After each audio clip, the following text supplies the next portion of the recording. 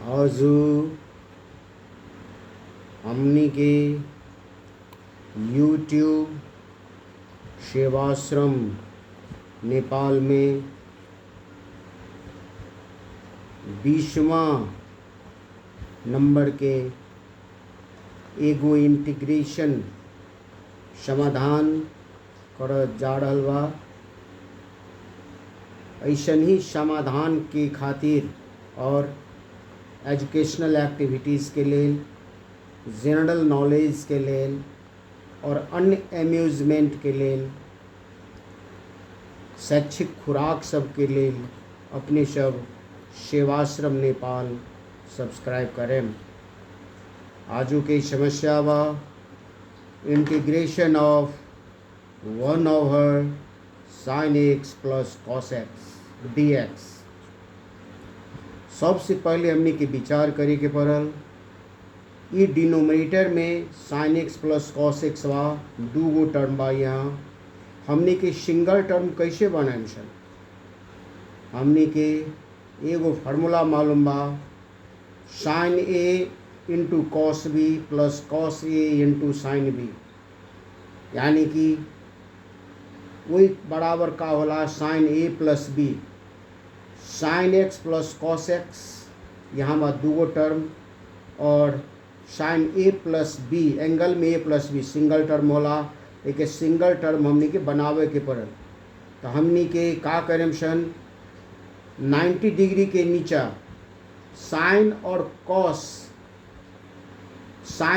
कॉस trigonometric ratio में कौन एंगल बा जे साइन और कॉस दोनों के वैल्यू बराबर होला। हमने के मालूम बा 45 डिग्री। साइन ऑफ 45 डिग्री में 1/√2, कॉस 45 डिग्री में 1/√2।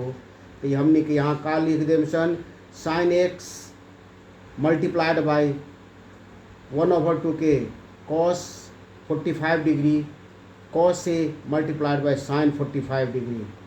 का हो जाला साइन ए इंटू कॉस B plus cos A into sine B, sign A plus B. यानी कि हमने के जे हाइपोथेसिस रहला, जे हमने के विजन और थॉट रहला, साइन ए प्लस बी से हमने ले एडिशन x प्लस π/4। तो ई एगो रफ बा, हमने की हाइपोथेसिस बा, थॉट बा। अब हमने के का करें सन, ई रफ के फेर बनावे खातिर हमने के 1/2 से 1/2 यानी कि डिनोमिनेटर के √2 से भाग कर देम, वही डिनोमिनेटर के √2 से गुणा करम। काहे कि हमने के पहिलका टर्म के बराबर दूसरा टर्म लावे के पड़ल। हमने के सिर्फ डिनोमिनेटर के √2 से भाग कर देम, ये गलत हो जाए। काहे कि हमने के यहाँ इक्वल्स टू बा, ऊपर के टर्म और दूसरा टर्म बराबर होवे के खातिर हमने के का करे के पड़ल, डिनोमिनेटर के √2 से भाग करें तो डिनोमिनेटर के √2 से गुणो कर देवे के पड़ल। काहे कि ई √2 ड्रॉप आउट हो जाला और फिर हमने के आंसर पहल के टर्म जैसन हो जाला। अब हमने के का कर दिले कि छुटिया दिली सन, हमने के जे रफ में कहने रहली है वैसन साइन x प्लस π/4 लावे के खातिर हमने के छुटिया देनी।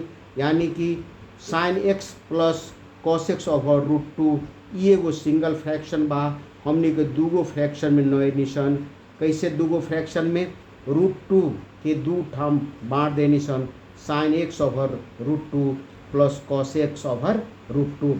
ये हमने के पूछे अपने लोगन कि साइन x/√2 कहाँ लिखनी। कहा कि एगो स्टेप हमने के यहाँ छोड़ दिली, कहा कि इजी स्टेप बा। ई हमने के फार्मूला बनावे के खातिर 1/2 के फार्मूला बनावे के खातिर हमने के 1/2 हमने के छुटिया के लिख देनी सन।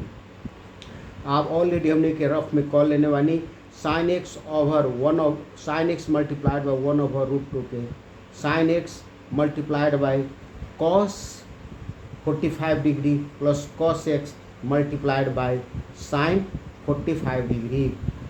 फार्मूला लावे के लिए का फार्मूला बा, साइन ए इंटू कॉस बी, साइन ए इंटू कॉस B plus cos A into sine B बराबर साइन ए प्लस बी।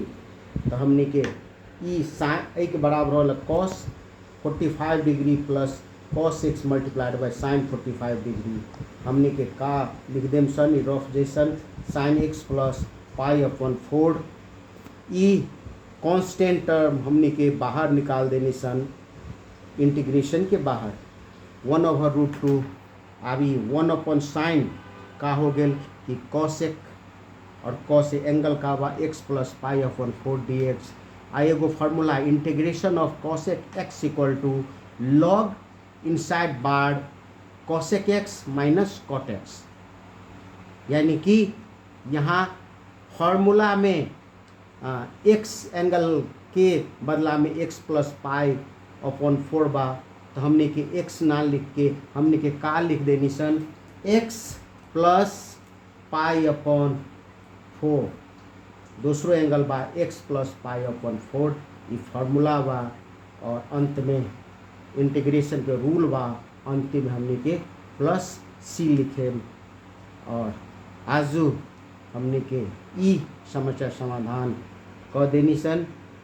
और ऐसा ही समाधान खोजे के लिए अपने लोगन सेवाश्रम नेपाल सब्सक्राइब करें। और आगे ऑलरेडी वीडियो आ चुकल बा, ऐसा ही 19 गो वीडियो आवे वाला दिन में और वीडियो आई। अपने लोगन के जरूर किछ न किछ ऐसे फायदा हुई से हमरा विश्वास बा। आजू के लिए अपने सबसे विदा मांगता। धन्यवाद।